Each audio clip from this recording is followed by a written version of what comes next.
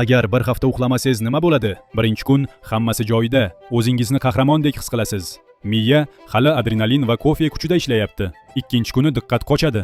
Ko'z qorachig'i kattalashadi. Ko'zlar sahrodek quruq. Fikrlar esa eritilgan pishloqdek cho'ziladi. Uchinchi kun haqiqiy azob boshlanadi. Kortizol ko'zga payvandday uradi. Yurak gupillaydi, bosim ko'tariladi, immunitet tushib ketadi. Miya baqiradi, boshni ko'tara olmayapman aka. Hujayralar tozalanmaydi, sinapslar tiqilib qoladi. Adenozin toksini to'planadi va miyangni chiqindi chelagiga aylantiradi. 4-kun zombiga o'xshab qolasiz. Nutq chalkashadi, xotirani sustlashadi, testosteron tushib ketadi, teringiz oqaradi, ko'zlaringiz o'likday, aql ketadi, atrofdan har xil tovushlar eshitila boshlaydi. 5-kun gallyutsinatsiyalar boshlanadi.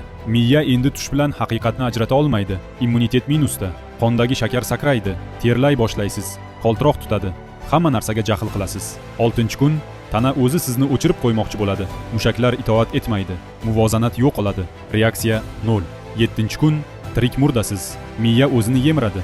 Yurak esa oxirgi kuch bilan urib turadi. Haftalab uxlamagan odamlar tirik qolmagan. Uyqu bu zaiflik emas, bu miyani texnik xizmatdan o'tkazish. Bu videoni uyqusizlikdan qiynaladigan do'stingizga yuboring.